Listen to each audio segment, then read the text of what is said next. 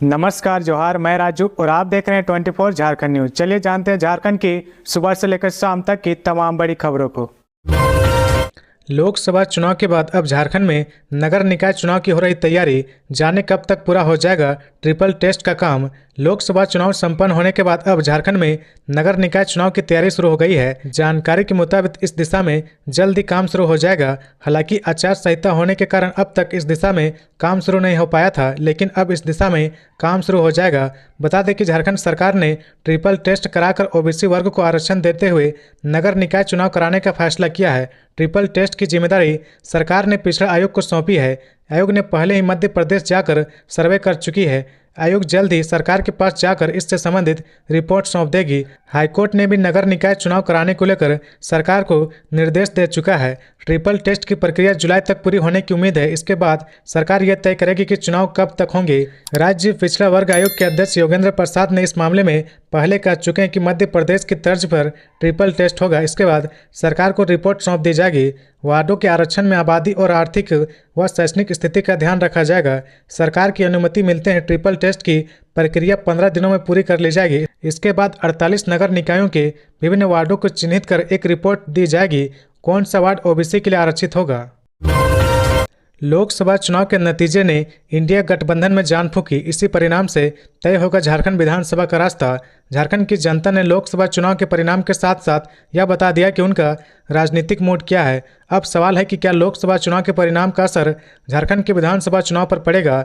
झारखंड की सभी आरक्षित लोकसभा सीट एनडीए हार चुकी है। लोकसभा के चुनाव परिणाम ने झारखंड में सांसें गिन रही इंडिया गठबंधन में जान फूंक दी है। साल 2019 में लोकसभा के 2 सीटों पर सिमट कर रह गई इंडिया गठबंधन के खाते में अब 5 सीटें आई है। इस परिणाम से इंडिया गठबंधन इसलिए भी उत्साहित है क्योंकि सभी रिजर्व सीटें उनके हिस्से में आई है। ऐसे में राज्य की राजनीति में लोकसभा चुनाव के परिणाम के बाद से जो परिस्थितियां बन रही वह झारखंड में आगामी विधानसभा चुनाव की उठता पहला कदम दिख रहा। वरिष्ठ पत्रकार जितेंद्र सिंह कहते हैं कि लोकसभा चुनाव के परिणाम से इंडिया गठबंधन पूरी तरह उत्साहित है। वह इसे भुनाने की कोशिश भी करेगा। इंडिया गठबंधन अब यह मानकर चल रही कि लोकसभा चुनाव में जनता ने हमें आशीर्वाद दिया है और वह चाहेगी कि विधानसभा चुनाव में भी उसे आशीर्वाद दे। वह मानते हैं कि इस परिणाम ने एनडीए गठबंधन को भी बता दिया कि उन्हें वोट बैंक को मजबूत करने के लिए स्ट्रेटजी बनानी होगी। एनडीए 5 रिजर्व सीट हार गई है। ग्रामीण वोटर्स में कमी हुई है। ऐसे अब दोनों गठबंधन के लिए विधानसभा चुनाव महत्वपूर्ण हो गया है। झारखंड में 15 जून के बाद दस्तक देगा मानसून। अभी और सताएगी गर्मी। झारखंड में पड़ रही भीषण गर्मी झेलने के बाद लोग मानसून का इंतजार कर रहे। प्रचंड गर्मी की मार झेल रहे लोगों को बारिश का इंतजार है। बता दें कि मानसून अगले 1-2 दिन के अंदर कर्नाटक के सभी हिस्सों को पार करके महाराष्ट्र पहुंच जाएगा। वहीं झारखंड में 15 से 21 जून के बाद मानसून के पहुंचने की संभावना है। हालांकि तब तक लोगों को प्रचंड गर्मी की मार झेलनी पड़ेगी।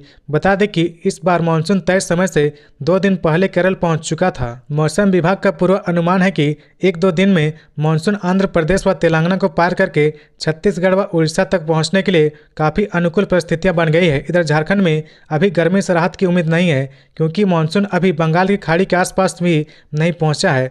मौसम वैज्ञानिक अभिषेक आनंद ने बताया कि मानसून के झारखंड में 15 से 21 जून के बीच पहुंचने की संभावना है। झारखंड में गुरुवार और शुक्रवार को हीट वेव की चेतावनी जारी की गई है। मौसम वैज्ञानिक ने कहा कि तापमान में 2 से 3 डिग्री की बढ़ोतरी होगी। हालांकि कुछ हिस्सों पर दोपहर बाद हल्की बारिश हो सकती है।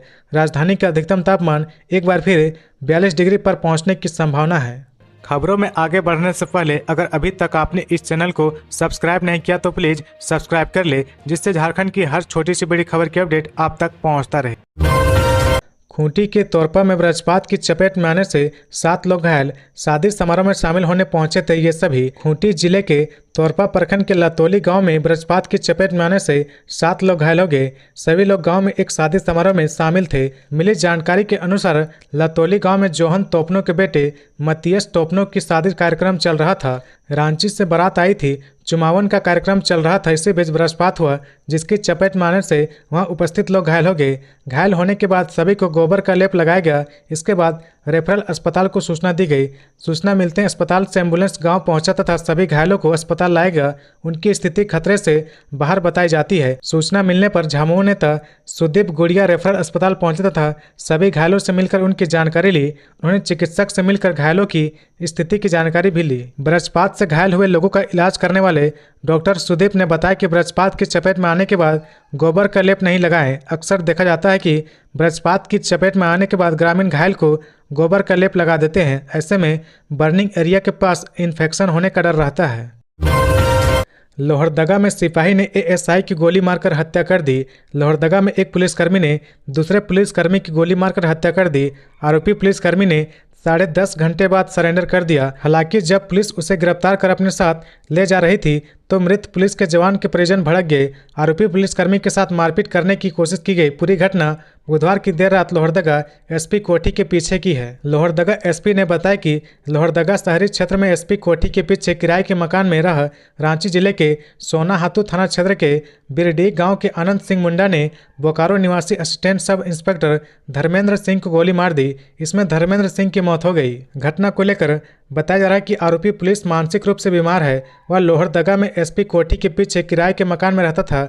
कुछ दिन पहले उसकी बेटा और पत्नी गर्मी की छुट्टी में वहां आए थे। इस दौरान आनंद सिंह मुंडा चुनाव ड्यूटी के लिए गिरिडीह, दुमका, बोकारो, लोहरदगा चले गए, जहां से वापस लौटे। आनंद सिंह ने अपनी सर्विस राइफल भी जमा नहीं की थी। बुधवार की रात करीब 9 बजे उसने अपनी पत्नी और बच्चे को घर में बंद कर दिया, जिसके बाद उसकी पत्नी ने उसी बिल्डिंग में रहने वाले अन्य पुलिसकर्मियों को इसकी सूचना दी और उन्हें बाहर निकलने का अनुरोध किया।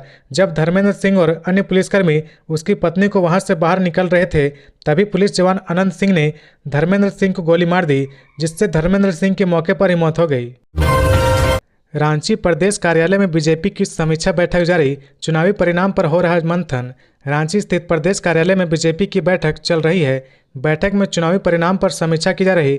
बता दें कि झारखंड बीजेपी के तमाम नेता इस बैठक में मौजूद है। कार्यक्रम की शुरुआत में मंच पर उपस्थित सभी प्रत्याशियों को शॉल ओढ़ाकर और गुलदस्ता देकर सम्मानित किया गया।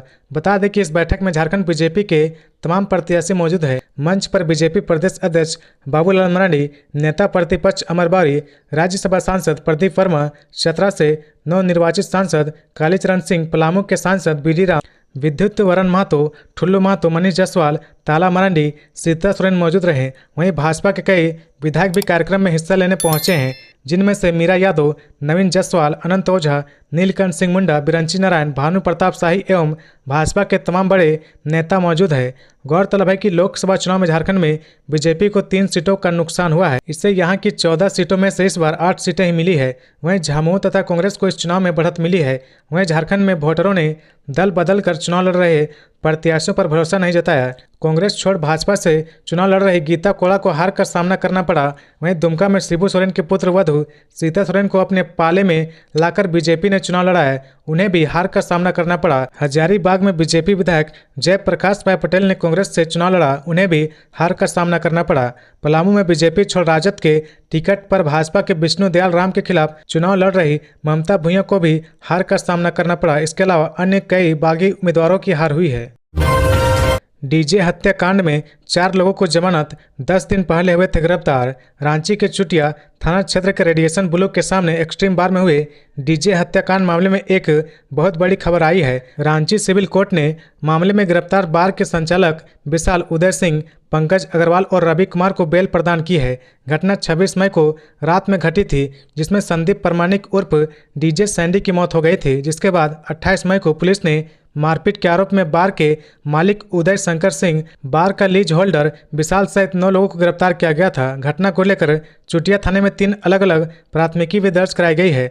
पहली प्राथमिकी मृतक डीजे संचालक संदीप के मित्र और बार के मैनेजर शुभम कुमार के बयान पर अभिषेक उर्फ बिक्की, उसके पिता अशोक सिंह, समरुद्दीन उर्फ छोटू, प्रतीक व मृत्युंजय यादव उर्फ मिथुन के खिलाफ नामजद दर्ज कराई गई थी। दूसरी प्राथमिकी अभिषेक सिंह ने बार के मालिक, लीज होल्डर सा संचालक, मैनेजर, बाउंसर व अन्य के खिलाफ दर्ज कराई है। जबकि तीसरी प्राथमिकी बार के मालिक उदय शंकर सिंह के बयान पर अभिषेक व उसके दोस्तों के खिलाफ मारपीट को लेकर दर्ज कराई गई। बिहार में झारखंड की बच्ची की संदिग्ध मौत। सासाराम में ईंट भट्ठे में काम करती थी। सासाराम की ईंट भट्टी में काम करने वाली आदिम जनजाति की नाबालिग बच्ची की संदिग्ध हालत में मौत हो गई। मृतक बच्ची झारखंड के पलामू की रहने वाली थी। परिवार वालों का आरोप है कि बच्ची के साथ पहले दुष्कर्म किया गया, फिर उसकी हत्या कर दी गई। बताया जा रहा है कि नाबालिग की मौत के बाद ईंट भट्टी का ठेकेदार नाबालिग का शव लेकर पलामू उसके घर पहुंचा था और बच्ची की मां की गैर मौजूदगी में शव को दफना दिया। गांव वालों ने इसकी सूचना मृतक की मां को दी। मां अपनी बेटी की हत्या को लेकर थाने पहुंची और हत्या का आरोप लगाए। दरअसल नाबालिग बच्ची मानव तस्करी का शिकार हुई थी। लड़की कोरवा जनजाति से आती है तो उसकी गिनती आदिम जनजाति में होती है। लड़की के पिता का देहांत हो चुका है। मां जीरा कुंवर ने दूसरी शादी कर ली है। नाबालिग बिल्कुल अकेली थी, जिसका मानव तस्करों ने फायदा उठाया। फिलहाल पुलिस ने शव को कब्र से निकालकर पोस्टमार्टम के लिए भेज दिया है। रिपोर्ट आने के बाद पूरे मामले का खुलासा हो पाएगा। भारत में अवैध रूप से घुसी 3 बांग्लादेशी युवतियां रांची के बाली रिसोर्ट से गिरफ्तार। भारत में अवैध रूप से घुसपैठ करने वाले 3 बांग्लादेशी युवतियों को राजधानी रांची के बरियातू स्थित हिल व्यू रोड स्थित बाली रिसोर्ट से गिरफ्तार किया गया है। वहीं कोलकाता की एक युवती को रेस्क्यू किया गया है। गिरफ्तार तीनों युवतियों की पहचान बांग्लादेश के चाटग्राम की रहने वाली 21 वर्षीय निम्पी बिरवा, 20 वर्षीय समरीन अख्तर और 21 वर्षीय निप्पा अख्तर के रूप में हुई है। सदर डीएसपी संजीव कुमार बेसरा ने बुधवार को यह जानकारी अपने कार्यालय में आयोजित प्रेस वार्ता में दी। उन्होंने बताया कि मामले की जानकारी मिलने के बाद सिटी एसपी के निर्देश पर टीम गठित की गई थी, जिसने छापेमारी कर उक्त रिसोर्ट से 4 लड़कियों को रेस्क्यू किया। जांच पड़ताल के दौरान रेस्क्यू की गई 4 में से 3 लड़कियां बांग्लादेश की निकली। पूछताछ में तीनों लड़कियों ने बताया कि उन्होंने रात में बॉर्डर पर लगी फेंसिंग की तार काटकर भारत में घुसपैठ की है। इनके साथ 3 और लड़कियां परवीन, झुमा और हासी बांग्लादेश से भारत आई थी, जो मनीषा राय नामक महिला के साथ रांची में कहीं छिपी है। उन लड़कियों की तलाश में पुलिस छापेमारी कर रही है। सदर डीएसपी के अनुसार तीनों लड़कियों ने पहले अपना नाम क्रमशः पायल दास, अनिका दत्ता और खुशी बताया था। इसी नाम से तीनों का भारत में फर्जी आधार कार्ड भी बनाया गया था, जिसे पुलिस ने जब्त कर लिया है। तीनों लड़कियों के पास से कुल 4 मोबाइल फोन भी बरामद किए गए हैं। रांची में रिटायर्ड सैनिक की पत्नी की संदिग्ध मौत। पति और बेटियों से अलग रहती थी, होता था विवाद। रांची के पांड्रा ओपी क्षेत्र के पिस्का मोड़ स्थित सिटी ट्रस्ट हॉस्पिटल के समीप एक महिला की बुधवार सुबह संदेहास्पद स्थिति में मौत हो गई। मृतका की पहचान सुभद्रा देवी के रूप में हुई है। वह रिटायर्ड सैनिक महावीर साहू की पत्नी है। सुभद्रा अपने पति व 2 बेटियों से अलग होकर अकेले किराए के मकान में रहती थी। हालांकि पति व बेटी भी किराए के घर में आना जाना करते थे। जानकारी के अनुसार सुभद्रा बुधवार को मंदिर से पूजा कर सुबह ही लौटी थी। तब पति व बेटी के आने की जानकारी मिलने पर वह घर के ऊपरी तल्ले पर गई, फिर नीचे नहीं आई। 2 घंटे बाद मौत की सूचना मिली। पुलिस जांच में पता चला कि कुछ वर्ष पहले पिस्का मोड़ के समीप महिला ने एक घर बेचा था। घर बेचने के बाद मिले पैसे को दोनों बेटी व पति के बीच बांट दिया गया। कुछ पैसा अपने पास भी रखा था। दोनों बेटी व पति उसी पैसे को लेने के लिए अक्सर सुभद्रा से विवाद करते थे।